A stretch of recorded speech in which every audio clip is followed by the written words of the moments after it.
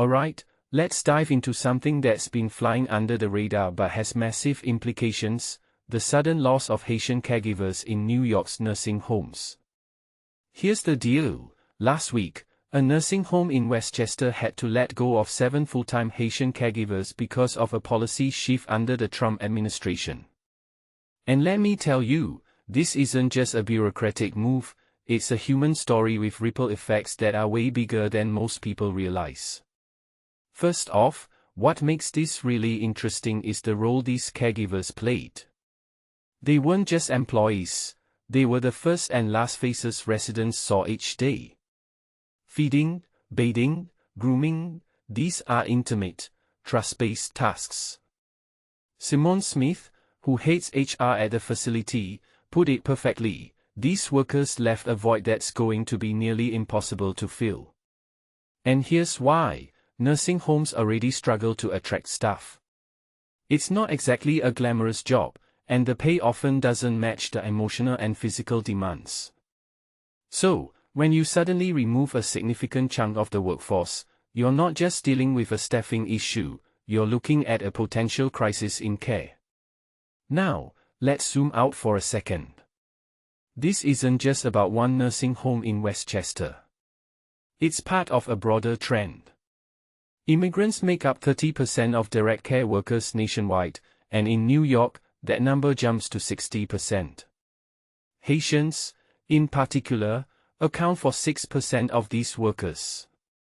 So, when the Trump administration ends a humanitarian relief program like TPS, temporary protected status, it's not just about immigration policy, it's about dismantling a critical part of the healthcare system. Personally, I think this is where the conversation gets messy. People often frame immigration debates in terms of borders and legality, but what many don't realize is how deeply intertwined immigrant labor is with the care of our most vulnerable populations. Here's another layer to this: the end of TPS doesn't just affect the workers, it disrupts the lives of the patients they care for. Take Sabine French, for example. Her 91-year-old mother, a Haitian immigrant with health issues, relies on a caregiver who's losing her TPS. This isn't just about someone helping with groceries or laundry, it's about cultural connection, language, and trust. Sabine's mom and her caregiver communicate in Haitian Creole, watch Haitian news together. It's a relationship built on familiarity. And that's something you can't replace overnight. If you take a step back and think about it, this policy shift isn't just about numbers or legal status, it's about upending lives and relationships that matter. What this really suggests is that we're dealing with a system that's already on the brink. New York is in a long-term care workforce crisis, and this decision is pouring gasoline on the fire.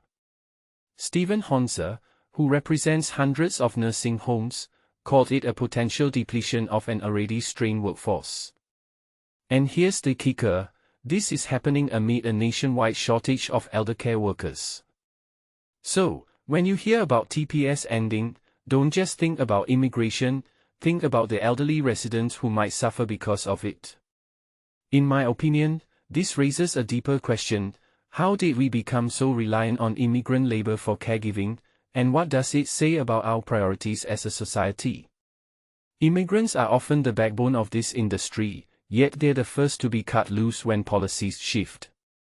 It's a fragile system, and this situation exposes just how fragile it really is. One thing that immediately stands out is the disconnect between policy decisions and their real-world consequences. The administration argues that TPS has been abused, but on the ground, it's caregivers and patients who are paying the price. Closing thought: this isn't just a story about immigration or healthcare, it's about humanity. When we talk about policy, we need to remember the faces and lives behind the numbers. Because at the end of the day, it's not just about filling vacancies, it's about ensuring that our most vulnerable are cared for with dignity. And right now, that's a promise we're struggling to keep. What do you think? Let me know in the comments below.